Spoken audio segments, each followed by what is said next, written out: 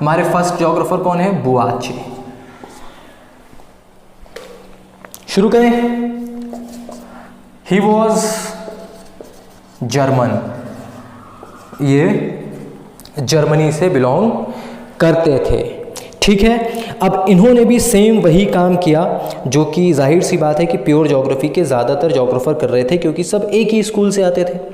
ठीक है, इन्होंने आर्टिकल पब्लिश कराया था और इन्होंने अपने आर्टिकल में जिस मेथड का यूज़ किया था वो ये था, लिख लीजिए, ही यूज्ड नेचुरल बॉर्डर्स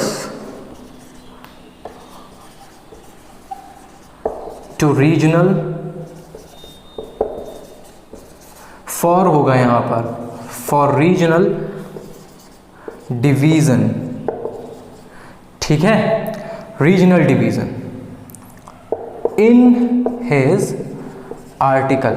अब इनके आर्टिकल का नाम इंग्लिश में नहीं है, मैंने इसीलिए लिख के रखा हुआ है। इनके आर्टिकल का नाम है एसाई। एसाई थोड़ा सा आपको ESSAI, एसाई दी ज्योग्राफिक फिजिक, एसाई डी जियोग्राफिक फिजिक, यहीं पे लिख देता हूं, फिजिक। ठीक है, तो इन्होंने जो अपना आर्टिकल पब्लिश किया था जिसका नाम था एसे डी ज्योग्राफी फिजिक।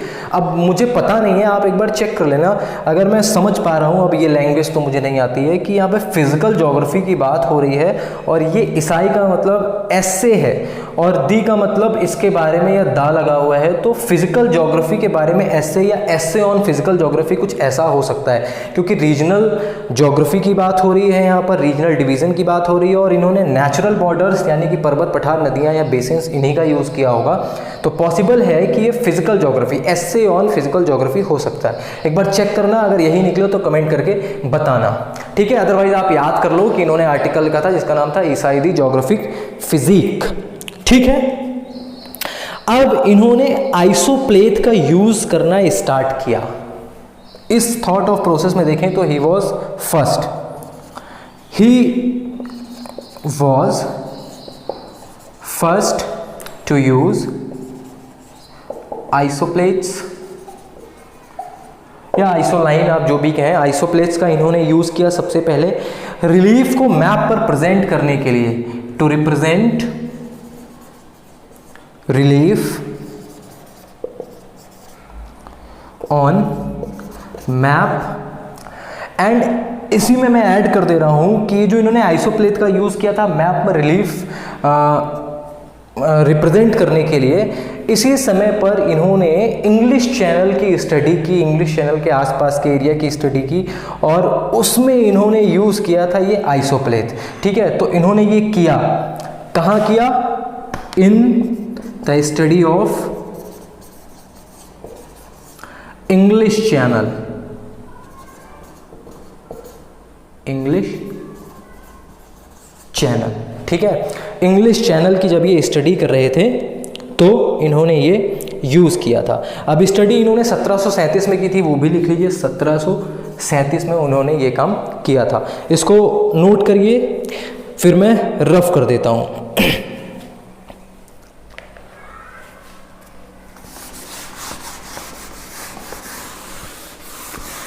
इन्होंने जितना भी काम किया, क्योंकि ये फर्स्ट थे प्योर ज्योग्राफी में बेसिकली अगर देखा जाए तो इनको फॉलो करने वाले लोग बहुत तेज़ी से बढ़े। ठीक है, he gained too many followers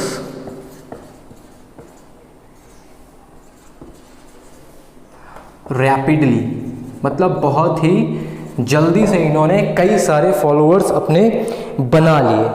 ठीक है, और जाहिर सी बात है क्योंकि ये प्योर ज्योग्राफी के घोर समर्थक थे तो पॉलिटिकल बाउंड्री की जगह पे इन्होंने नेचुरल बाउंड्रीज का यूज करना शुरू किया। ठीक है, दे बिलीव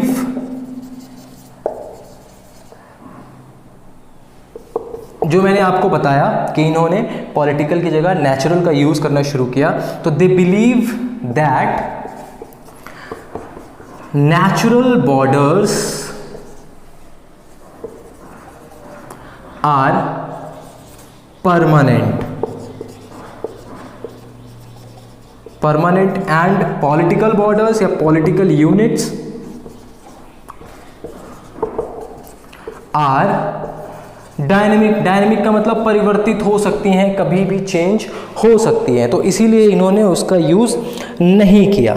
ठीक है, और इसीलिए इन्होंने रीजनल ज्योग्राफी में डिवीज़न किए कई सारे on the basis of natural borders. ठीक है, इतना आपको समझ में आ गया कि बुआचे ने क्या क्या किया था। ठीक है, इनके बारे में बस इतना ही है। एक बार फिर से देख लीजिए, इन्होंने बहुत जल्दी बहुत सारे फॉलोअर इकट्ठे कर लिए। उसके बाद ये बिलीव करते थे कि जो नेचुरल बॉर्डर है, यानी कि जो नदियाँ, पहाड़, पर्वत, पठार हैं, वो कहीं जाने वाले नहीं हैं। They are permanent in the sense कि जैसे पॉलिटिकल यूनिट्स सडन चेंज हो सकती हैं, वैसे ये चेंज नहीं हो सकते। इसीलिए ये नेचुरल बॉर्डर्स को मानते थे, ना कि पॉलिटिकल बॉर्डर्स को। रफ कर देते हैं इसको।